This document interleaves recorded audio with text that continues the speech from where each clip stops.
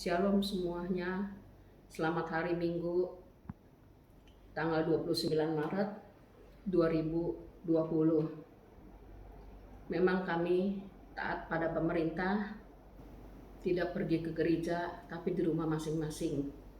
Dengan online begini, tetap ibadah tetap dilaksanakan dan dilakukan. Kita buka sekarang firman Tuhan, Kolose 3 ayat 5 sampai 13 mengenai manusia baru.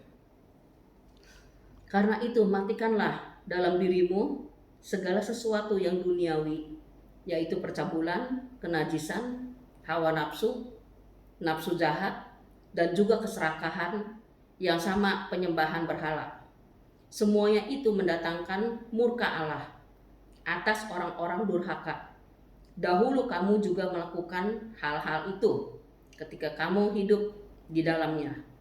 Tetapi sekarang buanglah semuanya ini, yaitu marah, geram, kejahatan, fitnah, dan kata-kata kotor yang keluar dari mulutmu.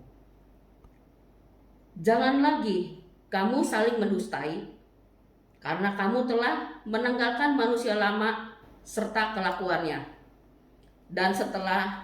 dan telah mengenakan manusia baru yang terus-menerus dibaharui untuk memperoleh pengetahuan yang benar-benar menurut gambar kaliknya. Dalam hal ini tiada lagi orang Yunani atau orang Yahudi, orang bersunat atau orang tak bersunat, orang barbar atau orang skit, budak atau orang merdeka, tetapi Kristus adalah semua dan di dalam segala sesuatu. Karena itu, sebagai orang-orang pilihan Allah yang dikuduskan dan dikasihinya, kenakanlah belas kasihan, kemurahan, kerendahan hati, kelemah lembutan, dan kesabaran.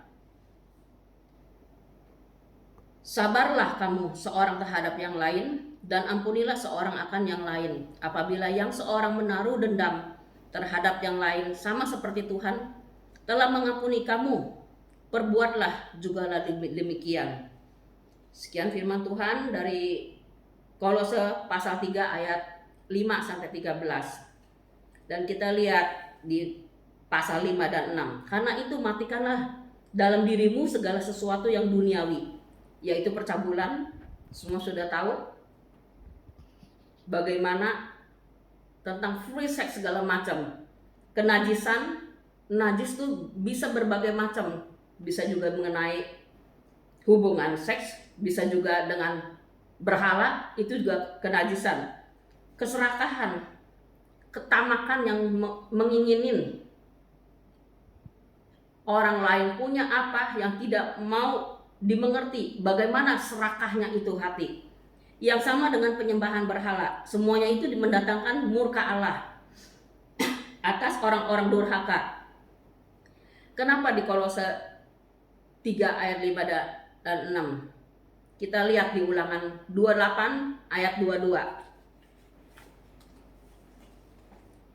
28 ayat 22. Tuhan akan menghajar engkau dengan batu kering, demam kepialu, sakit radang, kekeringan, hama, dan penyakit gandum. Semuanya itu akan memburu engkau sampai engkau binasa.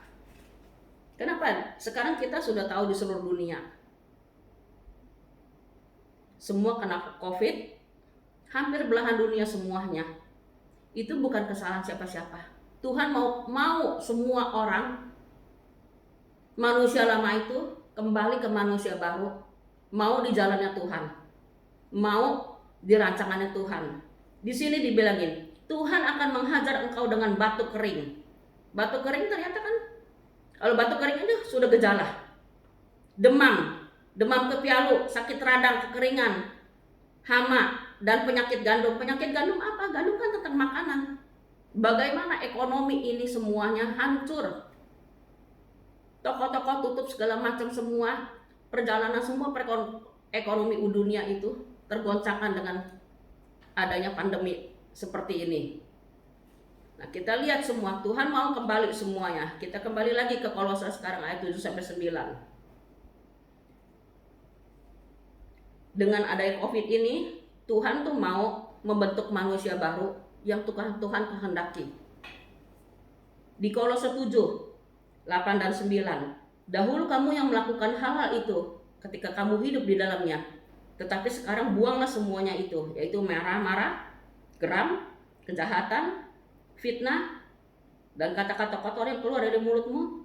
Jangan lagi kamu saling berdustai, karena kamu telah menanggalkan manusia lama serta kelakuannya. Di sini apa? Semua perbuatan kita yang tidak baik sebagai manusia lama, Tuhan menghendaki apa? Menjadi manusia baru. Nah, saatnya lah proses terjadi yang Tuhan inginkan menjadi manusia yang baru. Kenapa? Maksud itu ayo bertobat kembali semua yang benar.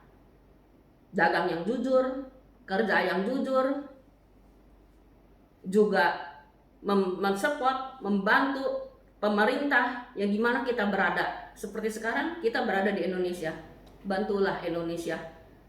Kalau tidak dengan uang, dengan doa, dengan apapun bisa dilakukan untuk yang terbaik. Sekarang Kolose 3 ayat 10. Dan telah mengenakan manusia baru yang terus menerus diperbaharui untuk memperoleh pengetahuan yang benar menurut gambar kaliknya. Nah, di sini di Kolose 3 ayat 10 kita buka Ibrani 6 ayat 1. Kenapa Tuhan mau menjadi manusia yang baru?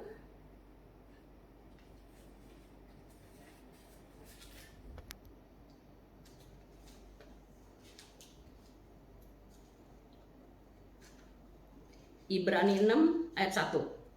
Sebab itu marilah kita tinggalkan asas-asas pertama dari ajaran tentang Kristus dan beralihlah kepada perkembangannya yang penuh. Dan janganlah kita meletakkan lagi dasar pertobatan dari perbuatan-perbuatan yang sia-sia dan dasar kepercayaan kepada Allah. Nah, di sini jelas sekali di Ibrani 6 ayat 1. Sebab marilah kita tinggalkan asas-asas pertama dari ajaran tentang Kristus. Suruh tentang asas pertama tentang Kristus, suruh tinggalin dulu. Dan beralih kepada perkembangannya. Kenapa? Perkembangan yang penuh, kenapa? Kalau kita biasa setiap hari Minggu pergi ke gereja atau ibadah ada pertengahan segala macam, kalau kita datangnya Paskah, Natal atau sebulan sekali, mana kita bisa ikut perkembangan Roh Kudus di dalam Kristus kan, dan beralihlah kepada perkembangan. Perkembangan itu luar biasa, tanpa batas. Tanpa batas. Nah, kita lihat lagi ke Amsal 22 ayat 3.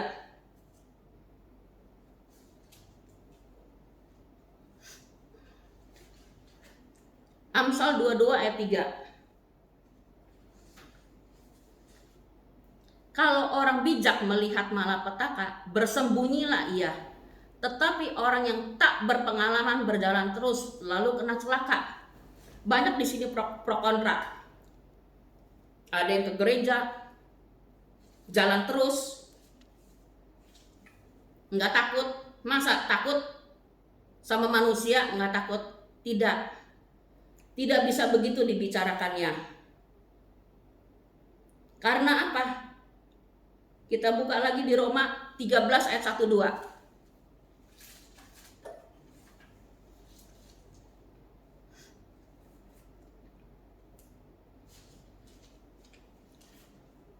Roma 13 ayat 1 dan 2. Tiap-tiap orang takluk kepada pemerintah yang di atasnya, sebab tidak ada pemerintah yang tidak berasal dari Allah.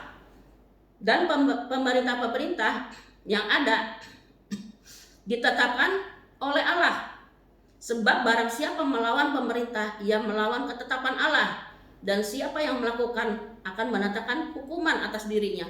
Nah, di sini kita lihat jelas. Kita taat tunduk kepada pemerintah. Pemerintah pun itu juga seizin Allah, seizin Tuhan. Nggak bisa, oh saya tidak takut, buka apa, jangan. Kalau pemerintah menetapkan tinggal di rumah, tinggallah di rumah. Sama juga membantu pemerintah untuk tidak menyebar di mana-mana lagi virus itu. Karena apa? Mematikan. Baru kemarin saya dapat WhatsApp. Yen, kamu kenal ini gak? Tidak. Kakakku yang kenal papa. Lagi olahraga di GBK, langsung mendadak mati. Masih muda begitu.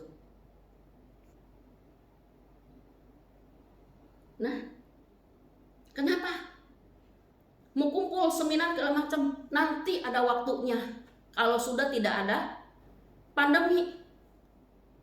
Jadi kita mesti introspeksi diri.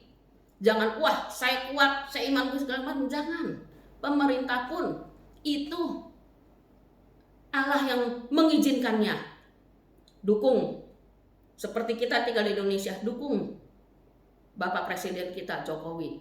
Kita bukan dukung doa, dukung taatnya, peraturannya. Kita juga doa puasa.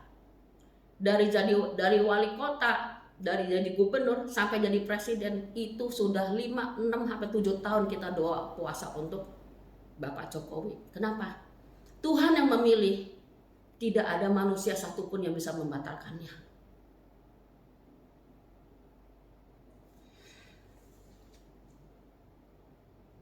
Kenapa seperti di Roma?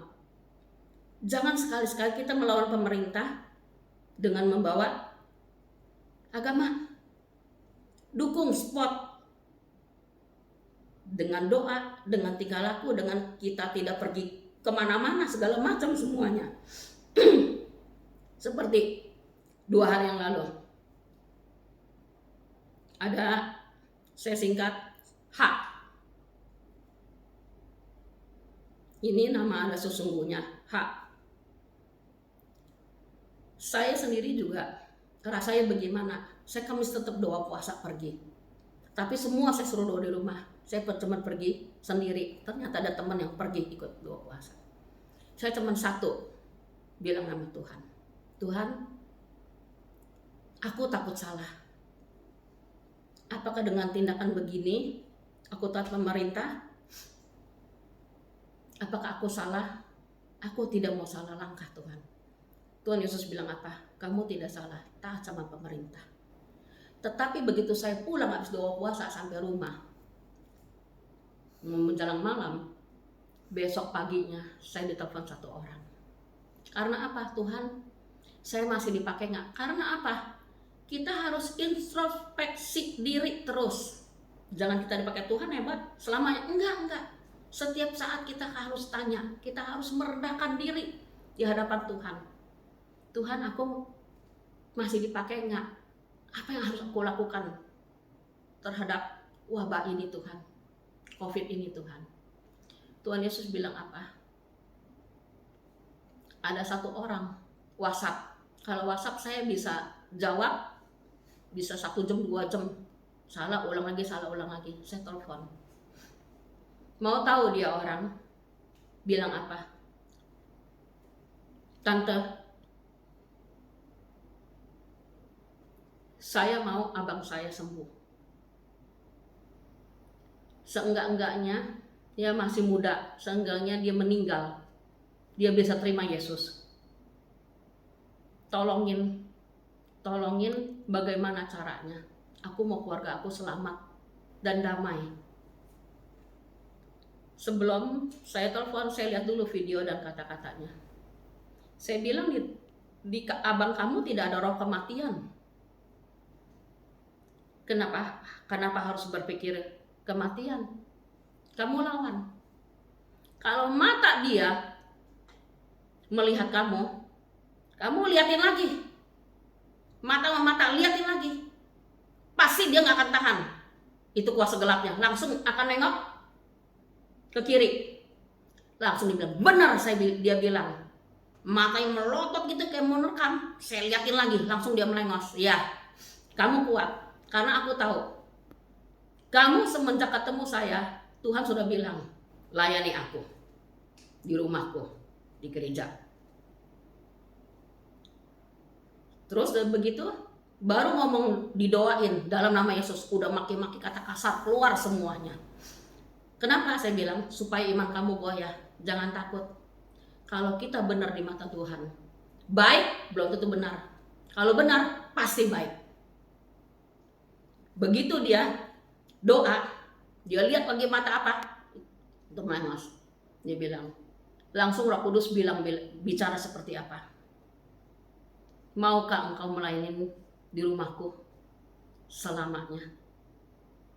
Dia nangis, dia ngomong sampai ngegetar, dia nangis, dia bilang, aduh Tuhan sayang saya, Tuhan ajaib, Tuhan sayang, doa saya langsung dijawab, doa saya langsung dijawab, doa saya langsung dijawab. Baru kemarin saya malam disalib, dia sujud, sujud nyembah Tuhan. Tuhan, asal abang aku sembuh, keluarga aku diselamatkan. Aku mau melayani di gereja Tuhan, aku melayani. Langsung sekarang dijawab sama tante.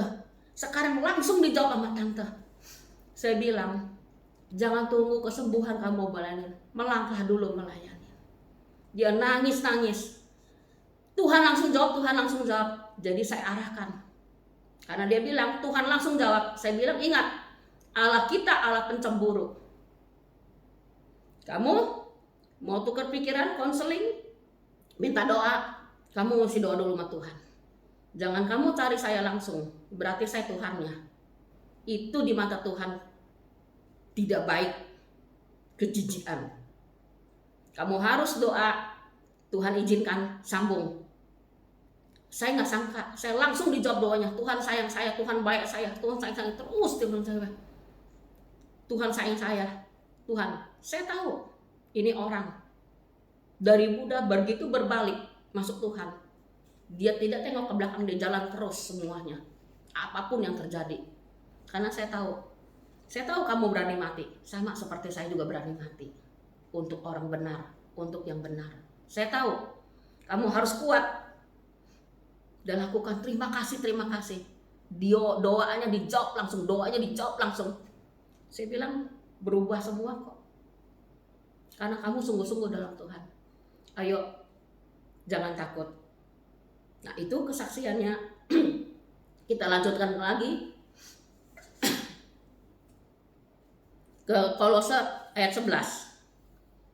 Dalam hal ini tiada lagi orang Yunani atau orang Yahudi, orang bersunat atau orang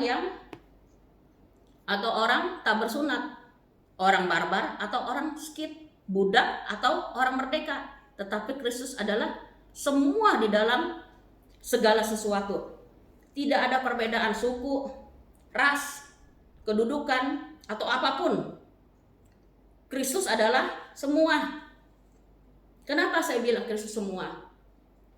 Ini hari Kamis kemarin yang saya pergi doa puasa, ada satu orang, dia bilang, Yen, bagaimana keluarga dia kumpul? Kita mesti mikirin orang yang, kalau orang-orang menengah atas dia punya uang, yang kesian, yang makan ini hari untuk ini hari, atau untuk berapa hari, salah satu keluarganya bilang seperti ini, sudah Gojek kan kesian, udah kita kasih makan aja setiap hari. Tapi caranya gimana ya? Saya juga mikir, caranya gimana? Tapi begitu saya pulang doa puasa, saya pulang ke rumah, saya ngomong sama anak saya, oh gampang mah.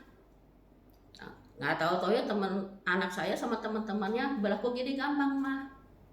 Pesan aja Gojek makanan siang, malam, atau pagi, pesan aja telepon. Terus saya bilang, kalau pesan kesian dong, dia udah anterin, udah buat bapak aja. Oh bukan, dia orang caranya lain. Pesan aja Gojek, pesan makanan, udah dibayar, langsung bilang bapak Gojeknya, Pak, nggak usah dianterin ke tempat saya, bawa pulang aja buat keluarga bapak. Saya bilang iya benar, setuju. Karena itu pemikiran orang, kita tampung, ambil baiknya, jeleknya buang sampah, tetap kita akan bergandengan tangan. Iya betul, benar. Pesan apa? Pesan Gojek, pesan makanan, udah dibayar, telepon, Pak nggak usah diantarin ke tempat saya, bawa pulang aja buat keluarga bapak. Itu caranya. Dan kemarin juga cerita, ada bapak-bapak beli makanan di pinggir jalan. Itu ibu-ibu, terima kasih Pak, terima kasih Pak, terima kasih Pak. Kenapa Bu? Dari kemarin nggak ada yang beli. Sedangkan saya makan dari jualan ini, kalau nggak ada yang beli saya nggak makan. Nah, ayo siapa keluarga Hope? Love from Heaven. Ambil masing-masing. Saya sudah berikan contoh dan saya sudah berikan jalan keluar. Terserah. Mau ke supermarket, ke Gojek, beli beras, beli apa, udah nggak usah datengin ke rumah, buat keluarga Bapak aja. Kalian tinggal catat aja namanya Gojek itu. Gojek kan bukan ratusan ribuan, puluhan ribu. Kalian akan bisa berbuat baik. Di dalam kesesakan, di dalam kesusahan, kalian akan bisa berbuat baik. Kolose 12:13.